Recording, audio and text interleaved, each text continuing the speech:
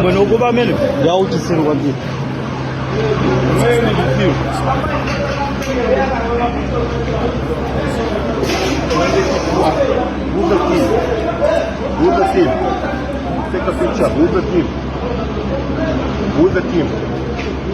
Amene wakuba amene